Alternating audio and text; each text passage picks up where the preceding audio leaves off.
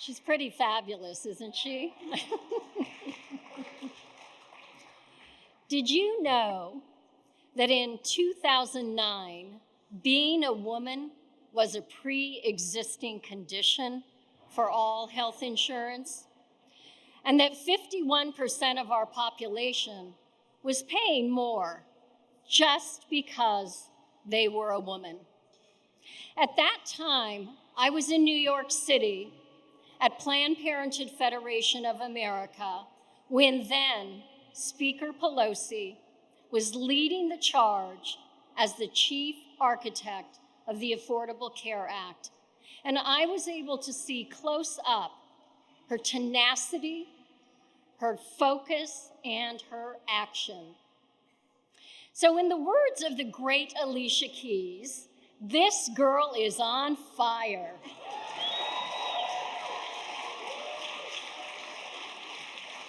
You can try, but you will never forget her name.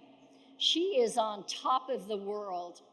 Since her first days as a U.S. Congresswoman, Pelosi has always demonstrated an unwavering commitment to supporting health equity for those most in need. From bringing awareness and resources to the early fight of HIV/AIDS and being a champion of women's health, and then spearheading the Affordable Care Act. She expanded health coverage and protections for millions of Americans who wouldn't have had health insurance otherwise. Her leadership in health equity is second to none. She knows how to count her votes and get it done.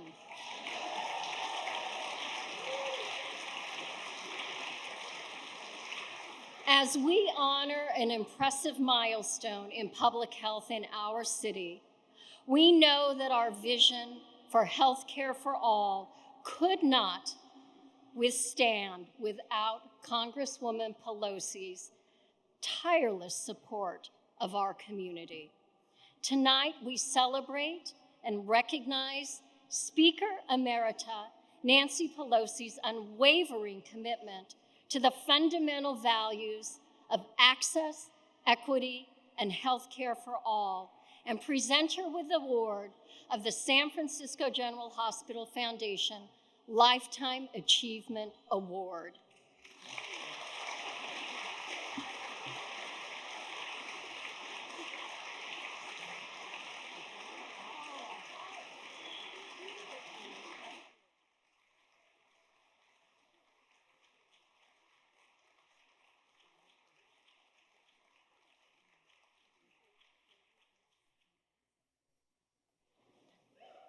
Thank you, thank you, thank you. Thank you, not just for your kind words, not just for this beautiful award, but for making so much possible in terms of health equity in our country. Thank you, Kim, for your wonderful award, your kind words, but also for your great leadership. Thank you. You have made such a tremendous difference. We're also very, very proud of you. Thank you. And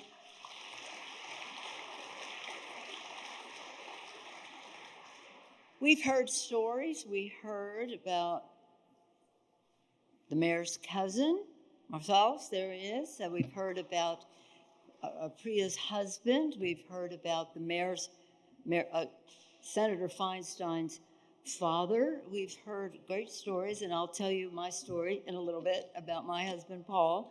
But it's just only the most recent reason why I have such a full appreciation for San Francisco General, just such a remarkable place. Now, we talked a lot tonight about equity, health equity. Health equity is central to who we are in San Francisco and is being reflected in the policies of President Biden. We heard from the Secretary. Mr. Secretary, are you still here? He's still here. The Secretary was there when we wrote the Affordable Care Act and is very much a part of it. Thank you for being here to represent the administration of President Biden on the 150th anniversary. of Zuckerberg San Francisco General Hospital. It is an honor that you are here. You said you were where were you today? Were you at, in Chinatown? I want you to know that over 40 years ago, I took the Secretary of HHS, Joseph Calipano, to Chinatown, to the senior center there, the same one you went to today. So thank you for keeping listening to San Francisco about how we can do things. You saw John Lewis in one of those pictures, and it was reminding me that Martin Luther King said, of all of the inequities that are out there, the inequalities, the most inhuman is the inequality in healthcare, because people can die. That's what Martin Luther King said. And it is true that in order to have equity, fairness, justice in healthcare, you have to make a decision to do it. And San Francisco General made that decision decades and decades and decades ago. The governor talked about the early years. Of course, we know after the earthquake, and he filled in some years along the way. And I will pick up on HIV and AIDS. But before I do, I want to say it's no coincidence that whom we heard from tonight were Mayor Breed, Governor Newsom, formerly mayor of San Francisco, Dianne Feinstein, formerly mayor of San Francisco, because it has been a priority of the mayor's office to support health equity in our city, to the point that San Francisco has been a model to the nation. Mayor Breed, thank you for your tremendous, tremendous leadership, for making it personal tonight, but also for making it so important, the decision you have made to support it. And it means not just about the services, it's about the data, it's about the personal contact, and you have all, whether continue with HIV/AIDS, but also COVID and the rest, in those manifestations, we couldn't be prouder than how you have handled all of that. Thank you, Mayor Breed. So, I don't have the microphone to walk around, but I want to say this. Thank yourselves, because you have all been a part of making America healthier. Not just about healthcare, but healthier. When we talk about San Francisco General, I think back, oh my gosh, during HIV and AIDS, when we would go there and hold patients in my arms, were my friends. They had been these athletic young men and women and all the rest, but especially, as you know, men at the time. And then they were just frail, but being treated so, so very beautifully. General Ward 86. Anybody remember General Ward 86 here? General Ward 86 not only took care of those patients, it established a model for the nation. For HIV/AIDS, and that's why I say thank yourselves, when we wrote the Ryan White Care Act, when we wrote that legislation, Javier was there. You remember this, Javier? Mr. Secretary was there, you remember. It was modeled after San Francisco.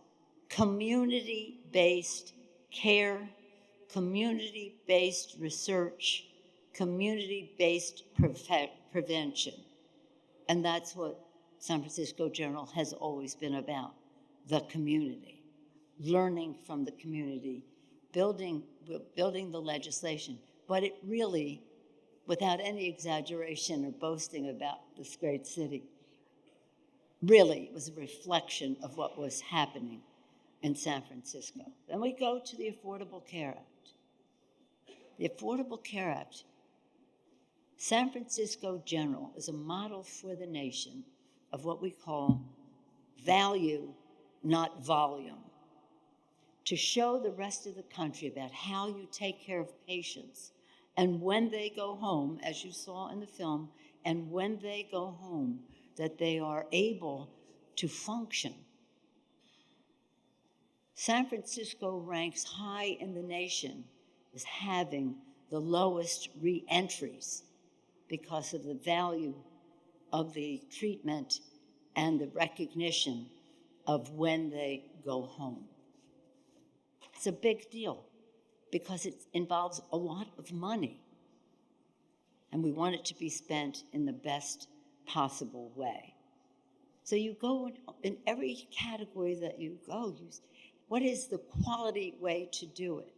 But you keep coming back to equity. You keep coming back to justice. If we want to treat everyone with the respect that they deserve, the care that they need, in a way that takes them to a better place, and that in terms of their health care. And one of those places, Mr. Secretary, is Laguna Honda Hospital, which is very important to all of us. And I thank you for the attention that you are paying to it. And our president, he always says when we're talking about any subject, talk to me about the workers. Tell me about the workers who work there. You've heard me say this. You heard me say it the other day at the Presidio, Mark. And the thing is that our workers at Laguna Honda are so wonderful. We had the minimum, right, Mayor, the lowest amount of percentage of deaths from COVID for the number of people who are treated. We have to come to terms with certain requirements of the federal government, but understanding that it is within a health bonding community where we value health, whether we're talking about health, just being healthy, or being assaulted by HIV, AIDS, and then, of course, COVID after that. So understand what San Francisco General has been. It's been a community-based healthcare facility which has healthcare professionals at every level who care, who give care, and who care.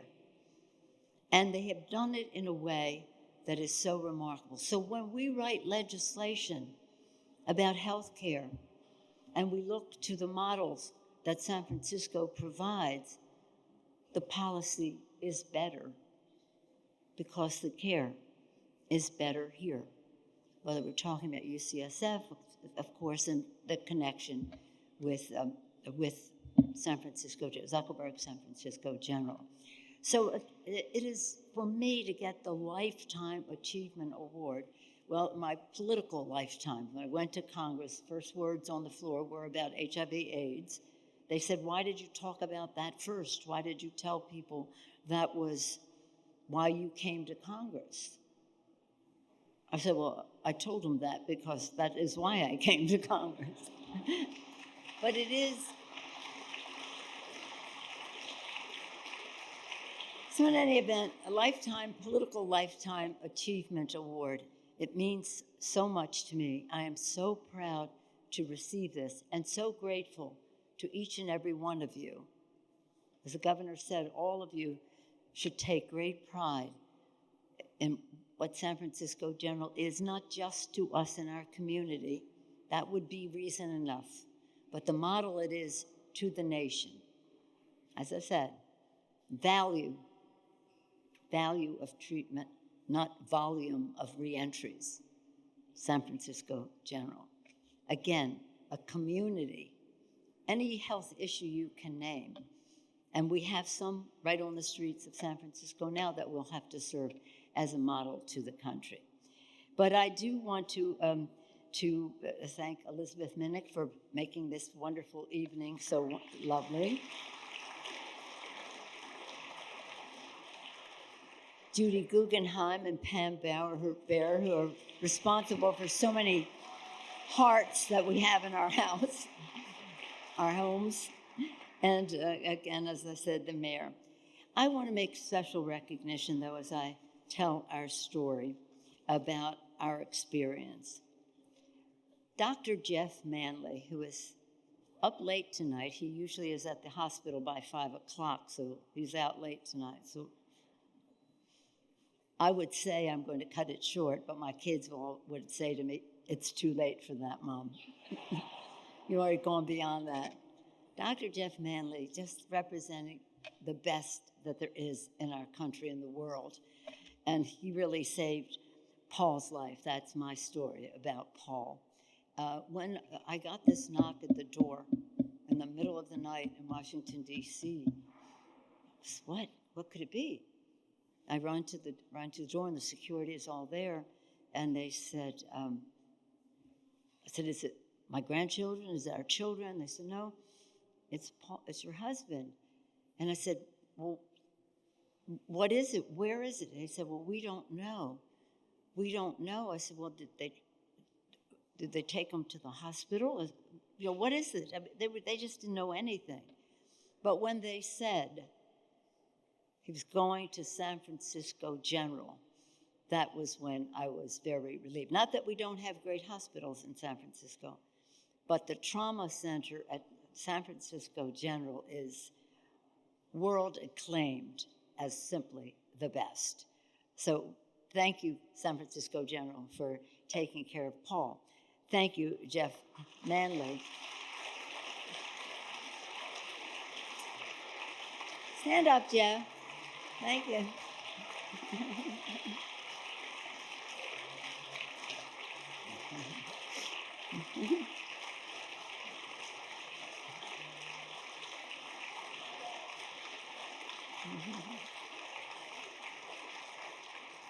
In saluting Jeff, we're not only saluting all of the other healthcare professionals who are there and who work in such a beautifully coordinated way, but all of the people, the healthcare providers, of course, the doctors, the nurses, everyone there, but also the support staff who are so lovely, so gracious, and sometimes not fully appreciated, but they are at San Francisco General. So in accepting this, I do so again of my most recent reason for gratitude. But so many times, many of us, and I could go around and talk about many of you in this room, and you probably think I will, but Jeff has to go home to go to, so 5 o'clock he has to be at the hospital. Here's the thing. We've been in front of San Francisco General, many of us, when we talked about gun violence and stopping gun violence. Right, Ron Conway?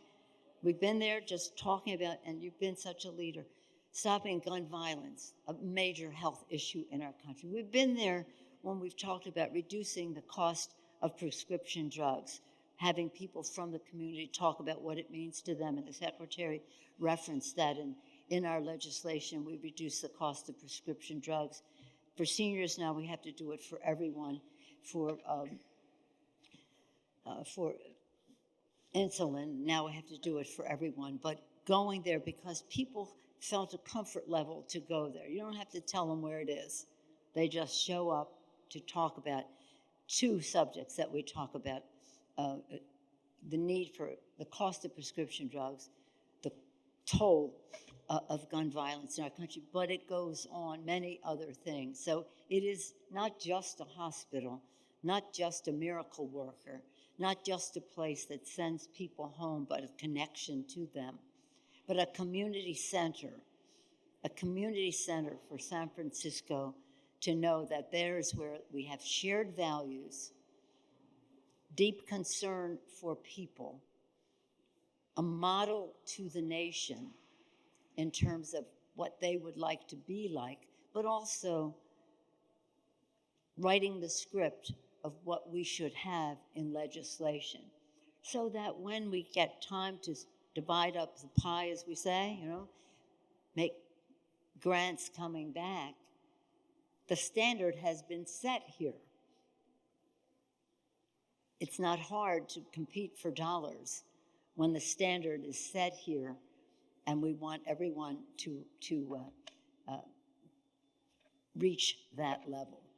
So this is important to me. I will display it with great pride. Still have an office in the Capitol, so I will display it with great pride in the Capitol. 150 years. who knows what the future will hold. We'll go so far into the future in this magnificent city of San Francisco. And it's a city that is prayerful, and a city that I'm very proud to represent in the Congress. I'm very proud to represent San Francisco values, especially as they are reflected in San Francisco General Hospital. Thank you. One more thing.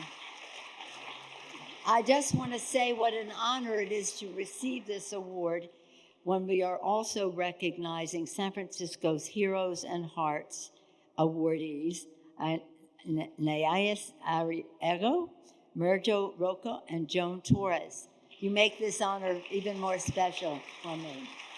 Thank you all very much. Thank you.